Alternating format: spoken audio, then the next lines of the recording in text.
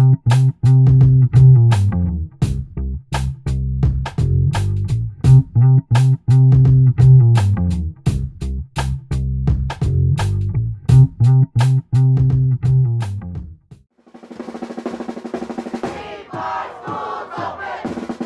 many ugly things have been said about us, about our children, about our color, about our ability to learn. When that narrative becomes the reason why they should shut you down, then it becomes personal. Because now you're talking about my kids. Tonight, a proposal to convert an elementary school into a new high school is pitting parents against parents and parents against Chicago Public Schools. The school in question, the National Teachers Academy. A high-performing academic school. There's no question that a high school is needed for this area. Chicago, the South Loop, booming real estate, exploding population. The last thing we wanted to do was steal a school from somebody. This is about gentrification. This is about tailoring to wealthy middle-class folks versus low-income families. This whole thing is a sham. What do we take stands for? Things that we believe are right. This is the moment for me that I have to stand up. Starting today, we will be ignored no longer. Here they come! We're not going anywhere right now. We will fight for our school! You gotta take your mind out of we don't have power and realize the power you have. We chose public school! It wasn't like they seemed angry, they seemed like focused, organized. I feel like you don't see what we see. We love our school. We love each other. We love everything that we built here together. We keep putting forth these valiant efforts, and we keep losing. This is not over with. Don't give up. We can all unite and be one and fight for what we think is right.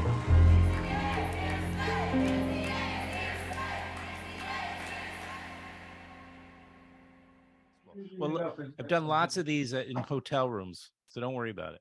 Okay, cool. So we'll start here.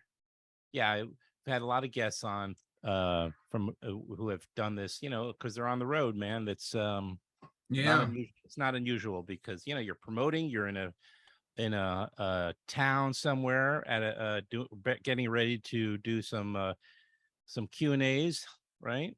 Yeah, well, yeah, that's what we did last night. You know, the film had its little sneak preview premiere yesterday at the IFC Center. Okay. And now it'll be here for a week. That's you know, great.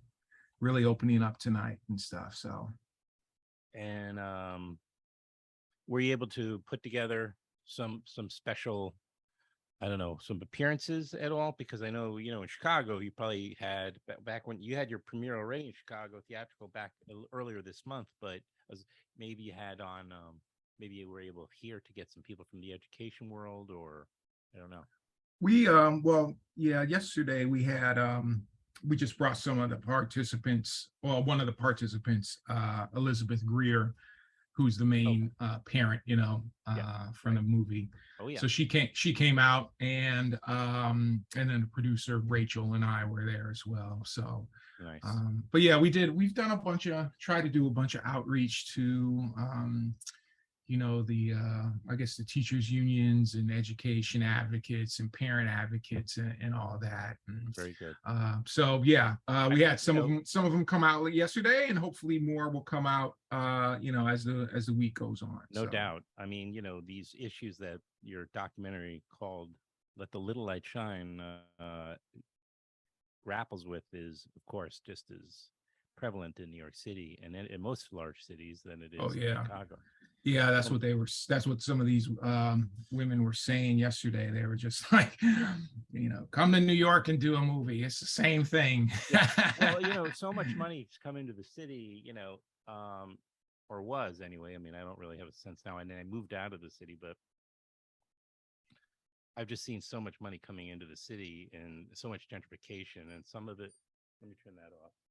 A lot of the gentrification that I've seen historically was, if you want to call it natural or inevitable gentrification, which just happens right in cities around the country.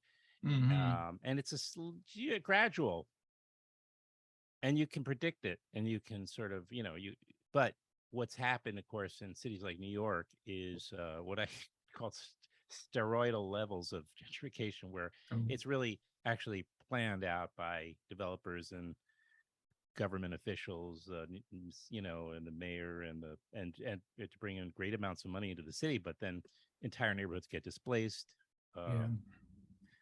And of course, this is happening as a secondary result of that are the schools. Yeah, I don't think people look at when you talk about gentrification, they don't really look at it from the angle of education as well. And so that was one of the major themes that I wanted to explore with the film, because you think of gentrification, you're thinking of Starbucks, you're thinking of the new condos coming in. You're not thinking about, okay, well, these young families that might be coming in, what are the educational opportunities in this neighborhood that is being gentrified? And they might have the power and the privilege and the access to city planners, officials, politicians, et cetera, to get some things that they want.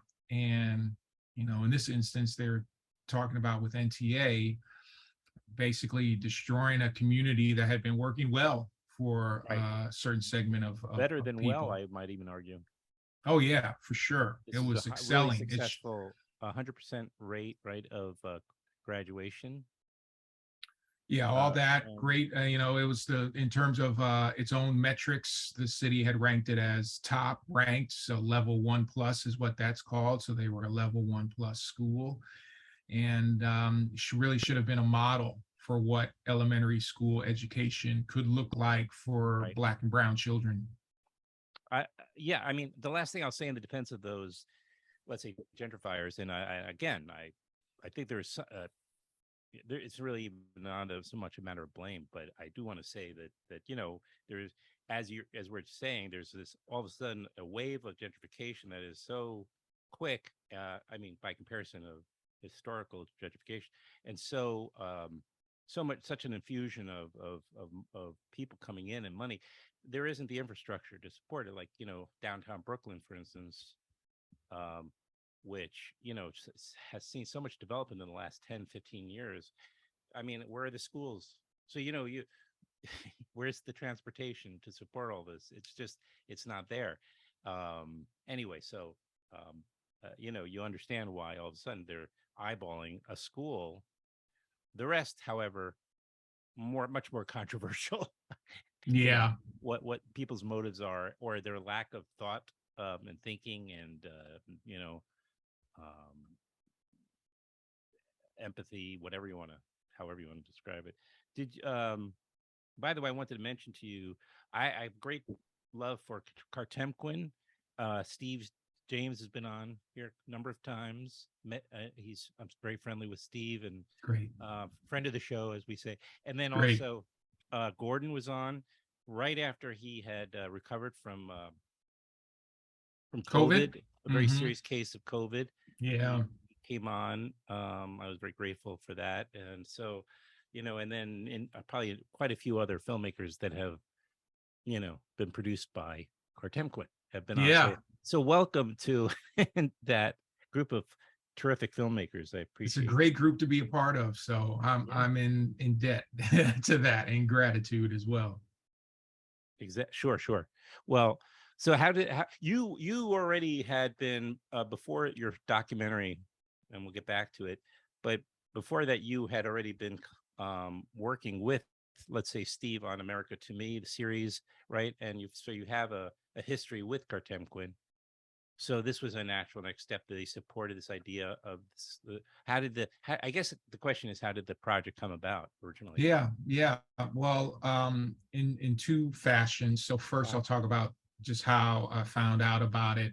So the main film participant in Let the Little Light Shine, Elizabeth Greer, she and I went to elementary school together. Oh, very nice. But we had lost contact with one another and over the decades. And we reconnected on social media. And I noticed on social media she was posting articles and videos about her fight to save NTA. And Elizabeth, my elementary school memories of her.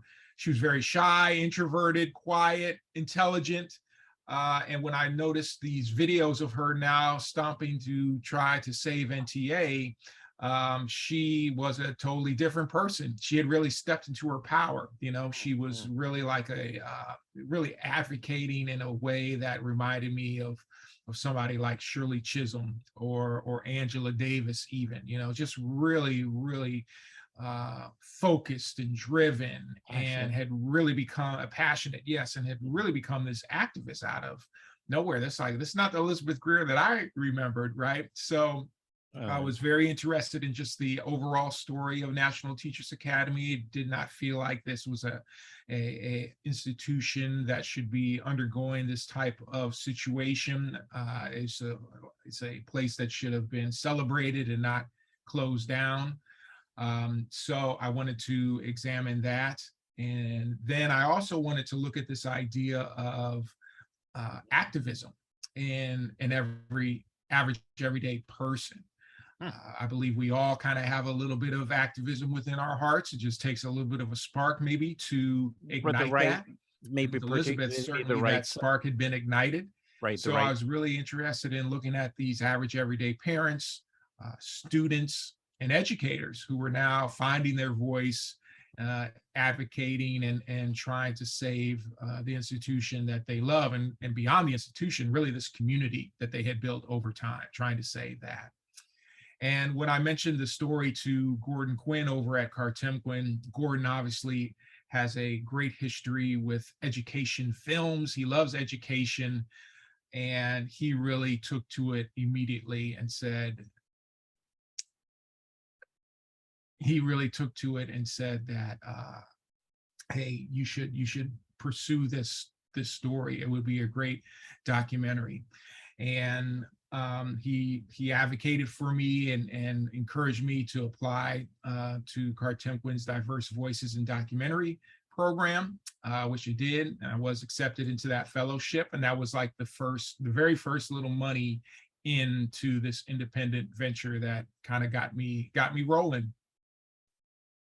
Well, I'm glad you did. And it's just such a film of its time. It feels so like you're shooting in real time, like we're right there and it's happening now. And what was the process for getting these kids in the, as you're mentioning, we're following an elementary school. These kids are pretty young, and they're really, multiple observations I made from the school is just like, first of all, they're so natural. And I'm sure there were exceptions to this, but so many of the kids are just put themselves out there and are just, able to express themselves so well. And, I'm wondering, like, what was the process for, first of all, getting them on board, understanding that this is a kind of an advocacy of the school. And so we have to kind of be of a single mind. I mean, what were those conversations like, and what was that process like? Yeah, well, a lot of it came through the principal there, Isaac Castellez. He's a history teacher by trade, and he recognized the potential of documenting this history for one. And he knew that it could potentially be a great risk to his job, to his employment, to a lot of people in the building. But as he mentions in the movie, he thought it was a risk well worth taking.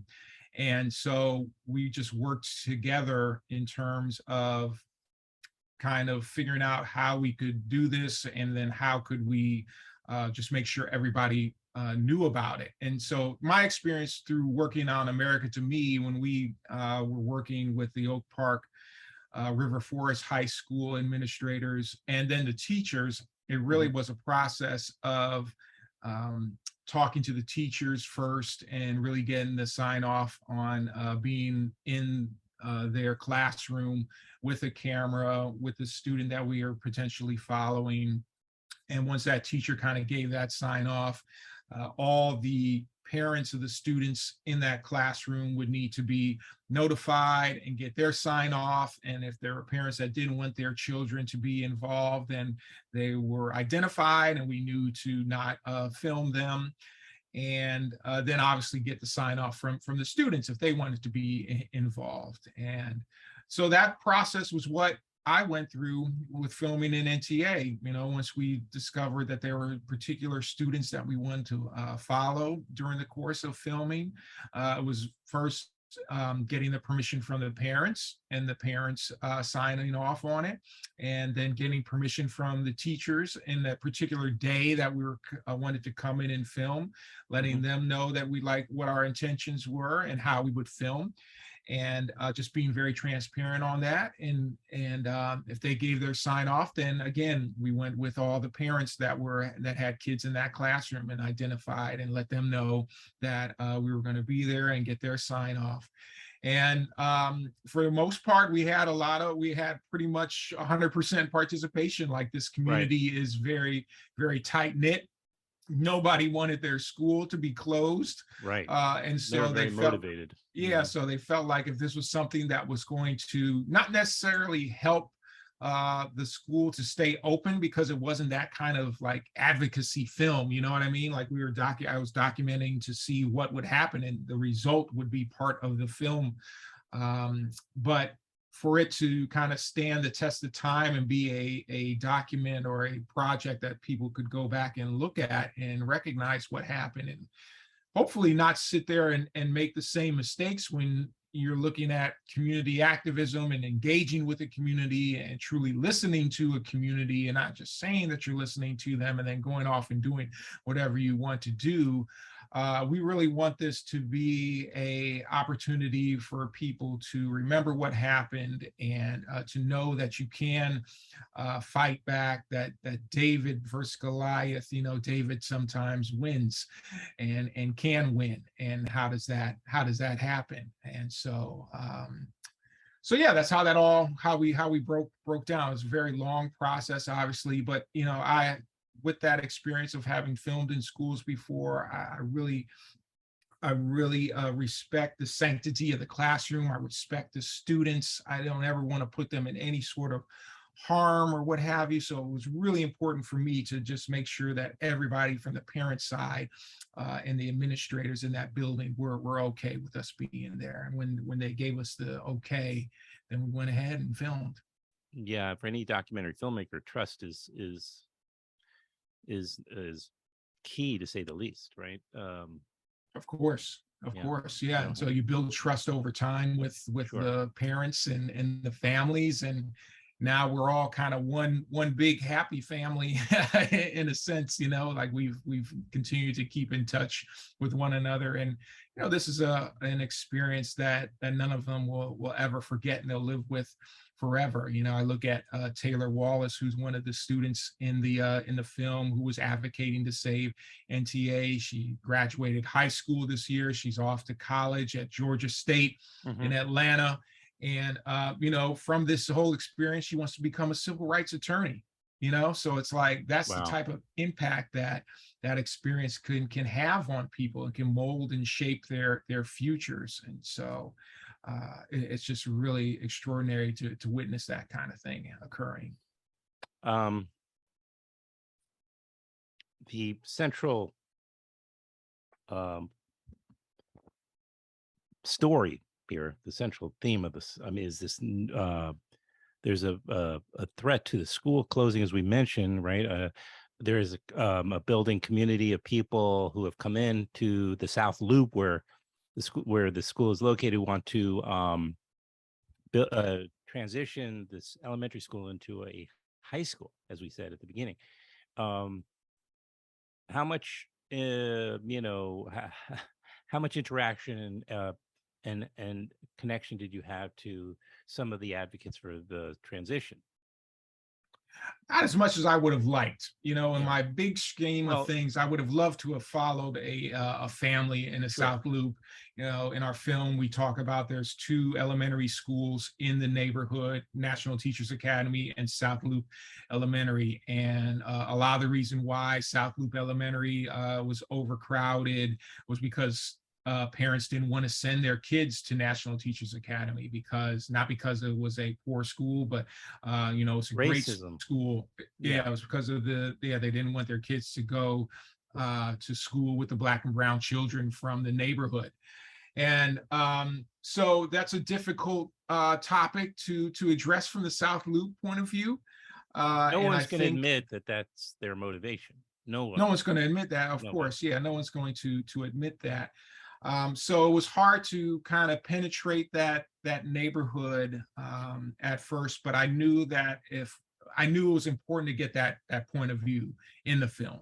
Mm-hmm. And if I couldn't get it from families and be able to, embed with families and embed in that school like I was doing at NTA, then I at least needed to get 2 of the main, I would call them the power brokers from that neighborhood, who could speak to their point of view and not be afraid to speak to their point of view. And so we were able to, secure some interviews and secure some time with 2 of them, John Jacoby and Tina Feldstein. And, I appreciate that they gave us the time and were able to express their views. I don't necessarily agree with them. I don't think a lot of people agree with them, but it's very important to have that point of view in the film for sure. Yeah. And just on a practical level, right, to avoid to seem like you're overly biased or yeah, I don't want to get sued either. That too. You know what I mean? But yeah. I was very, very careful on just trying to be fair to everybody, be fair to the NTA people, be fair to South Loop, to all the points of view, be fair to the district, even though they didn't participate, but at least have, them represented as best as I could from the community meetings the public meetings. And you're making a documentary and you're trying to present as honest a story as you can and remove your own, as bias as much as one is able to as a storyteller. I mean, is that possible? Well, you can only do your best to do that, but the result though is like, just here it is. This is for you now to watch and to come to your opinions about it. Right. Exactly. And that's really your job, right? So exactly. That's what the best kind of verite docs do when they're dealing with thorny issues like this. And one of your producers, and Erica, by the way, is another friend, but from her Maisels years, but Steve James, right? One of the masters of that format. Of course. Oh my gosh, what some great films that man has made over time. He's made a couple. Yeah, I always tell the story about how we have a kind of an award show for documentaries in New York. I don't know if you've been to the Cinema Eye honors. Yes. Yeah, I haven't been, but I know that we were awarded with in America to Me. We got a Cinema Eye honor. Right. Oh, okay, that makes sense. And Steve has even been host of this award ceremony, and he's quite funny, by the way. Because they do bits. They write bits for him, or he wrote his own. I'm not sure, but he's very good. He's a funny guy. He likes to have a good time. And he doesn't want people to think he's too serious either, even though he's made some pretty serious. So at one season, I went a few times to this because I have so many friends who have made documentaries. So I went and I was seated with the Interrupters. Now, have you seen that? Oh yeah, of course. Love that film. Yeah. So I'm seated with them. So that was a highlight for me, That's great. They were Amina and Kobe. I'm sitting right next to her. Yeah. Oh, great. Yeah. I mean, they'll vouch for Steve. They had a great time filming with him. And even though that was such a serious subject matter with gun violence in Chicago. But I think as a documentarian, you have to be able to, relate to people and be able to get along with people, especially people who are going to participate in your film. You don't want to be a jerk to them. Who wants to sit there and work with somebody like that? And I think if you have a sense of humor, that goes a long way. That just shows a little bit of a different side of yourself. You're human. You can have fun, and it's a great experience. You want it to be a good experience for people who end up participating so intimately in a film. There's a couple of jerks. I'm sure, making films, but I know that's I think that's not how we roll. No. Yeah.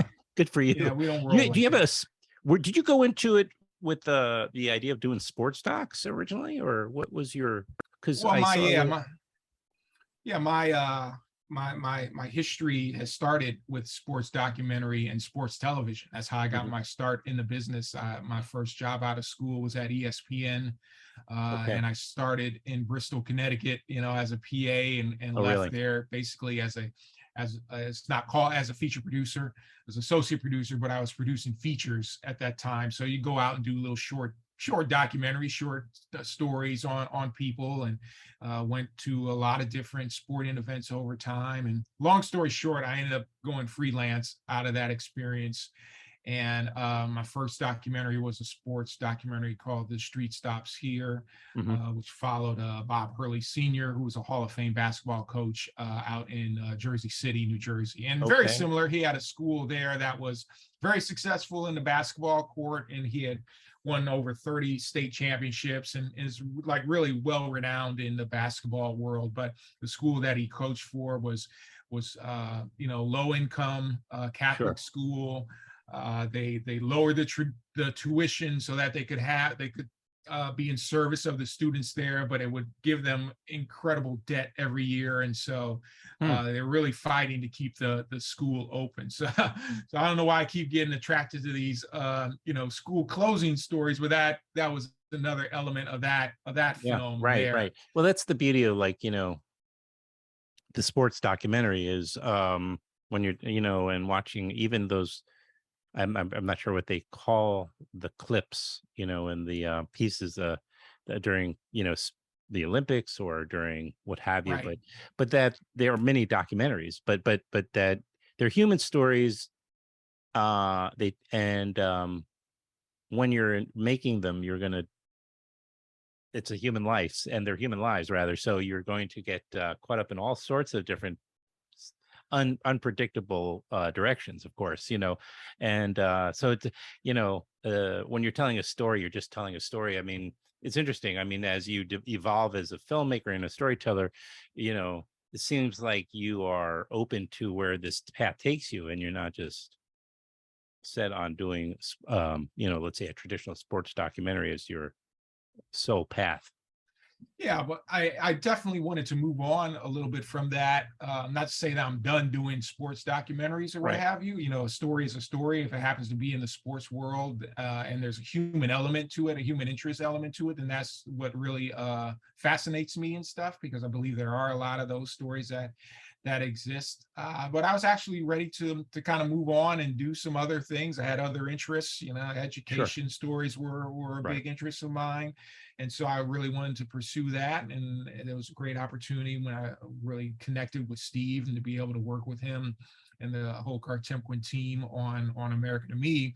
Just kind of one thing led to another. And and then that kind of led to, let the little light shine. And so who knows what the next thing will be after this. So you don't know yet. Well, I do. I'm lying. All right. I do have another project that I'm working on. It is in the sports world too. It comes from there, and it's about a Little League baseball team from Chicago that captured the nation by storm by winning the Little League World Series, but then had the title controversially revoked from them when it was found out they had some ineligible players on their team due to residency, due to some murky residency issues and stuff. Wow. So it's really a rise, fall, and it's interesting story. Because it's Little League, but it's so amazing how it is an example. It represents kind of sports professional sports. That happens in Little League, right? That type of scandal, and then it can. Oh my goodness, what a great story you got there. Yeah, That's great. Yeah, it's a big business. It's really a big business. It really looks at what's happening with youth sports now too, and just how even Little League. It's really. Yeah, even Little League has really become more professional than amateur, which is a shame, Yeah, I could see why. Sure. Well, wow. That's awesome. By the way, another connection, Argo Pictures. Yes. Jim Brown, a longtime friend. Yes. Argo's been amazing. Jim has been great. They're the reason why we're doing the theatrical release right now. So he booked all those for you. He booked all these great houses for us here in Chicago, New York, LA. We're going to San Diego. We're going to North Carolina. Hope to hit some Midwest cities over the fall. Makes sense. So, yeah. All right. Well, here you go. Great. Mm-hmm. I'm sorry. I was just saying. Yeah, we're having a great run so far. New York City today. I'm gonna get this up. At least I'm gonna get this on YouTube today. Okay. That's okay with you. And we'll put the trailer at the beginning. We'll zhuzh up the video a little bit, and we'll get people to come out to support. Let the little light shine. I mean, again, you're going to be at the IFC Center in New York City for the week, and then you're also in September. As of September 9th, you'll be at the Lemley Monica in LA. And these are all cities where these stories are happening, or similar types of stories. Our kids are going, in the education system, in other words, is always kind of a hotbed of these types of stories, so everybody can kind of relate. Yes. This conversation, how where our schools are and where they're going, man, and this decisions parents have to make. It's everyone can relate to them, is my point. And it's a universal story, it's definitely a universal story in all regards, looking at education, looking at race, class, power, and privilege. It's woven into the fabric of all of our cities here in America. So there's something that everybody can relate to. Big and small. I agree. So there you go. You're a great advocate for your film. What can I tell you? And say hi to everybody at a Cartemquin. Sure will. And have a great time tonight in your Q&A and at the opening night of Let the Little Light Shine. And let's get together on this next documentary. I have no doubt you'll have great success with it too. I'd love to reconvene in, whether it's in a year or whatever it is, a year and a half from now or whenever. We can't predict how documentaries are unpredictable in terms of the timeline. So, but as soon as you have that finished, we'll get together again, I hope. Sounds great, Adam. Thanks a lot for having me today. Oh yeah, my pleasure. It's great to talk to you. Great to talk to you too. Have a good day, Kevin. All right. Take care, man. You too. Bye-bye.